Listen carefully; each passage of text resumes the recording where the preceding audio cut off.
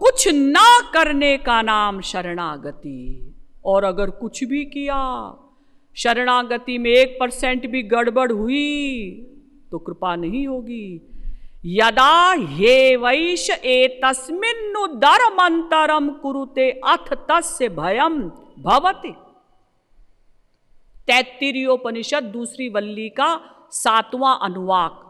शरणागति में थोड़ा भी अंतर रह गया तो भयम भवति, तो माया का भय रहेगा, कृपा नहीं होगी। आप लोगों ने द्रौपदी का आख्यान सुना होगा।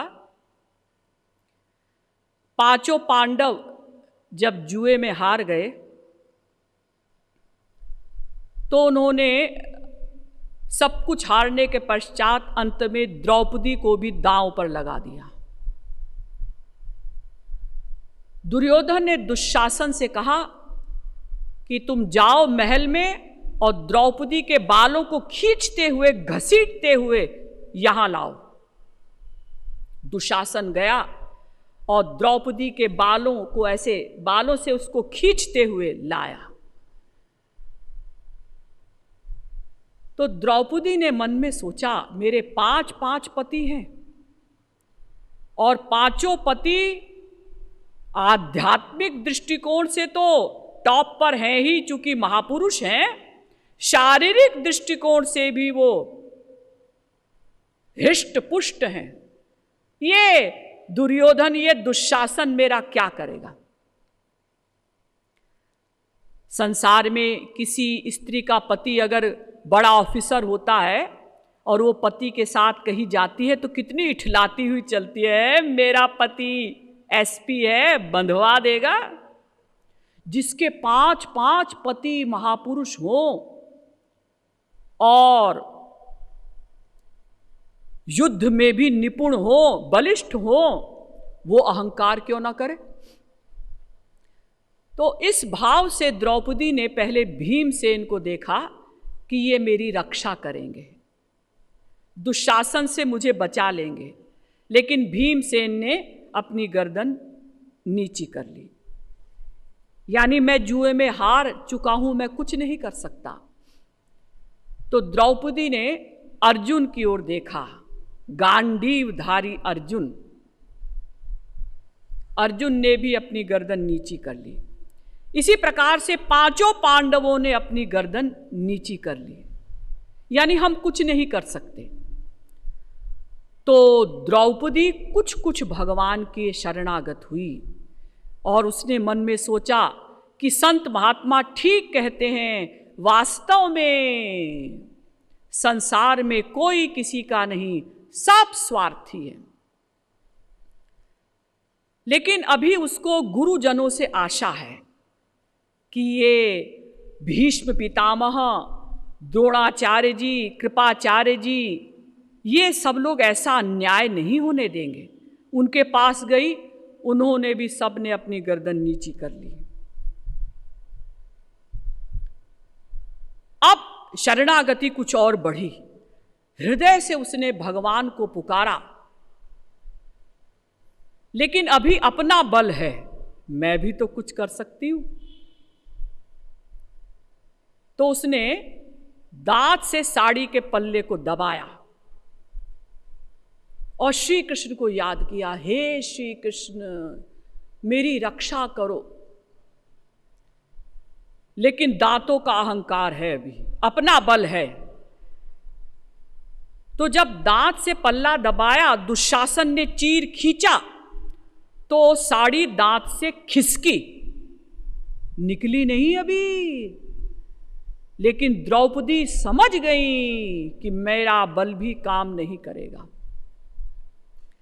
देखिए कहां 10,000 हाथियों का बल दुशासन में, कहां एक स्त्री का दांत।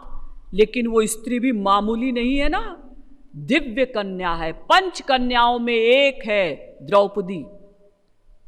अहिल्या, तारा, मंदोदरी, द्रौपदी, कुंती, ये 5 पंच कन्याएं मानी जाती हैं, दिव्य कन्याएं। इनके पास विशेष बल। लेकिन जब खींचने से दांत से खिसकी और द्रौपदी समझ गई कि अब मैं नग्न हो जाऊंगी, अब कुछ नहीं हो सकता। उस समय भगवान श्री कृष्ण द्वारिका में भोजन कर रहे थे। एक गस्सा भगवान के मुंह में था, उसको चबा रहे थे, और दूसरे गस्से को मुंह की ओर ले जा रहे थे। जिस समय द्रौपदी ने दांत से साड़ी को दबाया, अभी कंप्लीट सरेंडर नहीं हुआ है, दांतों का बल है, लेकिन 90% शरणागति हो चुकी है।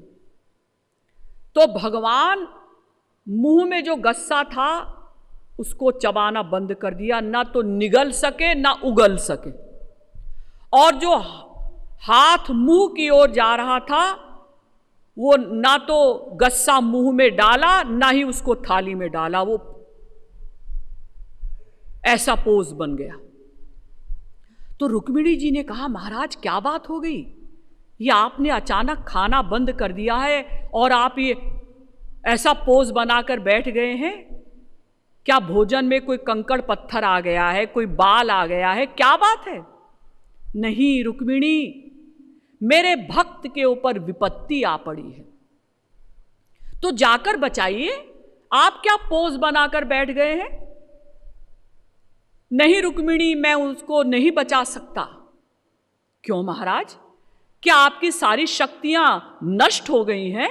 नहीं नहीं, ऐसा नहीं है, लेकिन अभी उसे अपने दांतों का बल है, और मेरा कानून है, अनन्यास चिंतयन्तो माम ये जनाः पर्युपासते तेषां नित्याभियुक्तानां योगक्षेमं वहाम्यहम्।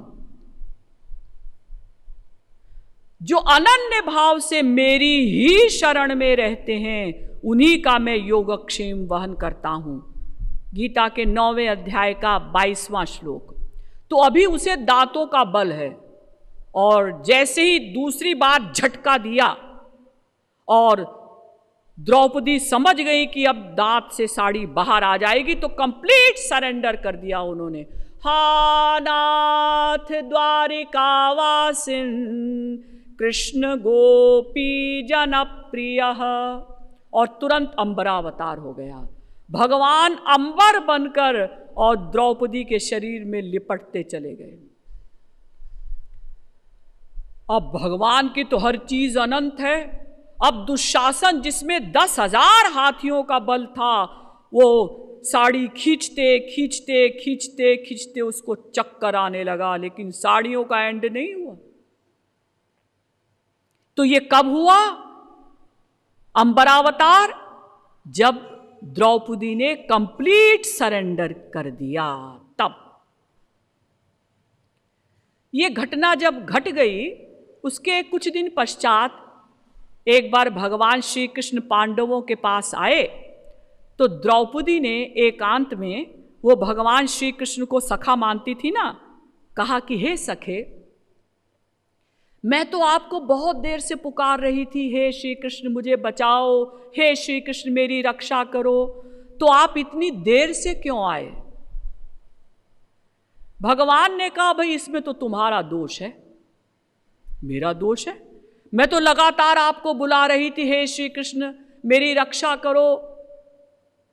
हाँ बुला तो रही थी, लेकिन तुमने ऐसा क्यों कहा, हा नाथ द्वारिका वासिन, हे द्वारिका में रहने वाले श्री कृष्ण मेरी रक्षा करो। तो मैं तो वहां भी था जहां ये घटना घट रही थी, मैं तो सर्वव्यापक हूं, सब जगह रहता हूं। तो चूंकि तुमने कहा कि हे द्वारिका में रहने वाले श्री कृष्ण, तो तुम्हारे वचन को सत्य सिद्ध करने के लिए मुझे द्वारिका जाना पड़ा। पहले मैं द्वारिका गया, फिर लौट कर आया, इसलिए मुझे कुछ टाइम लग गया। ये हंसी में भगवान ने कहा, लेकिन फैक्ट क्या था? फैक्ट यही था कि जब कंप्लीट सरेंडर हुआ द्रौपदी का, तब अंबरावतार हुआ।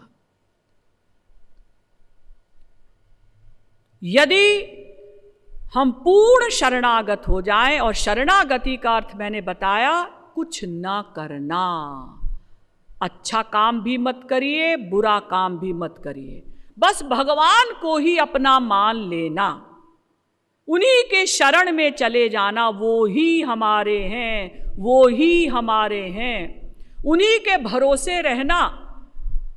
शरीर के तो काम करने पड़ेंगे, नौकरी भी करनी पड़ेगी, बिजनेस भी करना पड़ेगा, लेकिन उन्हीं को अपना मान लेना, गुरु की बुद्धि में बुद्धि जोड़ देना, इसका नाम शरणागति, यानी गुरु आज्ञानुसार अपनी बुद्धि को चलाना। अपनी उल्टी बुद्धि हरि और गुरु के कार्यों में न लगाना, हरि और गुरु के कभी भी विपरीत न सोचना, इसी का नाम शरणागति।